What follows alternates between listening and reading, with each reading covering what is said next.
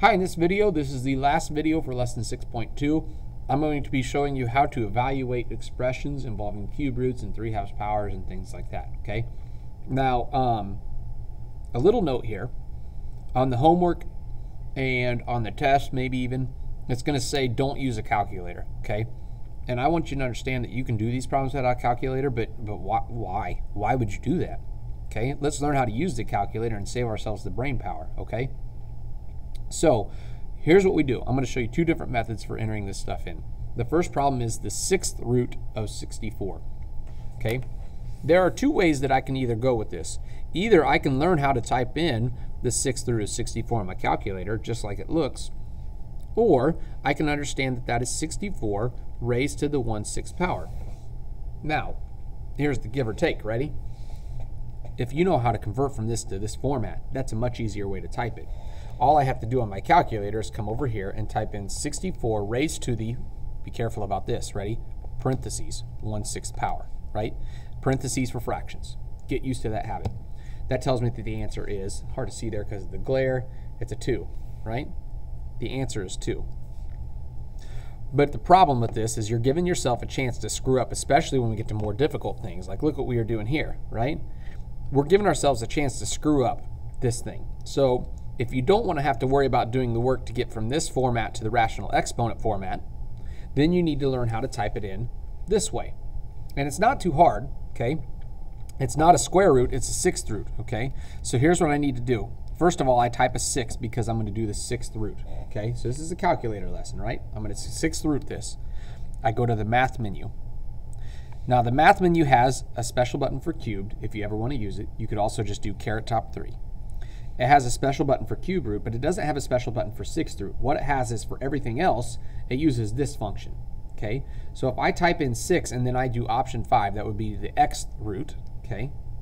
This is the calculator's way of saying the 6th root, okay? 6 is the value that it's going to put up for the little x, in other words. And now I need to put whatever I want, right? So in parentheses, I'm going to type in the 6th root of 64. That was all inside the math menu. When I enter, oh, looky there, 2, right? So you've got two different ways to do it. You can use the math menu and say, this is the root that I want. Remember to type in the root first. So the 6 would need to be typed in before I go to the math menu. Or I can understand that I can just use a 1/6 power. So we come over here, two different ways to do it, right?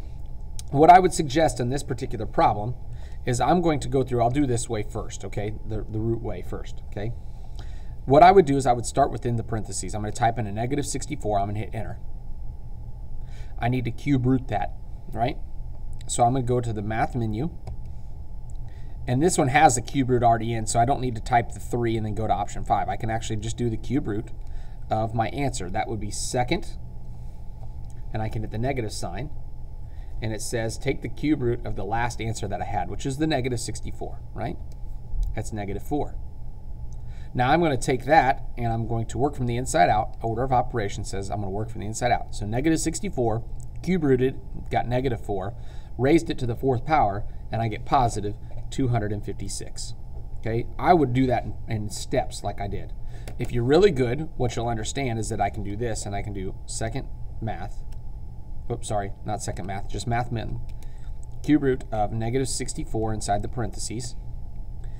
Now I got to enter parentheses again because that now ends what I have here, right?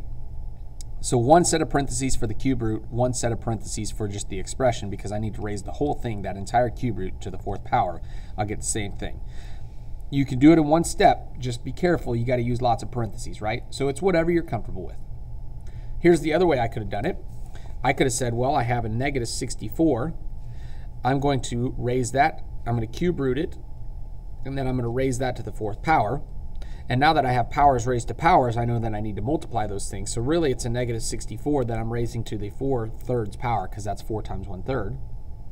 And so I know that I could type in parentheses -64 raised to the parentheses 4/3, and I get the same 256 value. You see that that's easier to type in, right? But it requires you to do some work. Okay. Either way, you should get 256. A problem that's already given you in rational format, hey, man, that's easy. Don't overthink this one. 16 raised to the, just be careful, parentheses, 3/2 power, okay?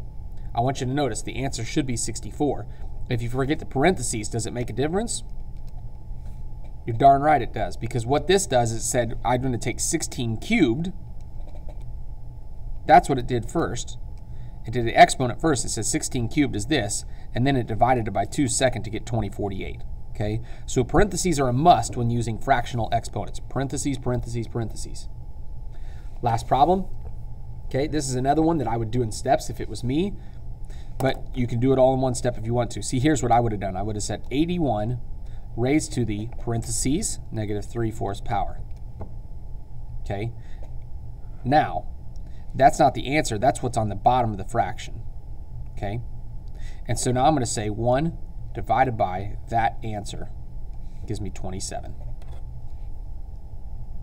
I think easiest to do in steps there, right?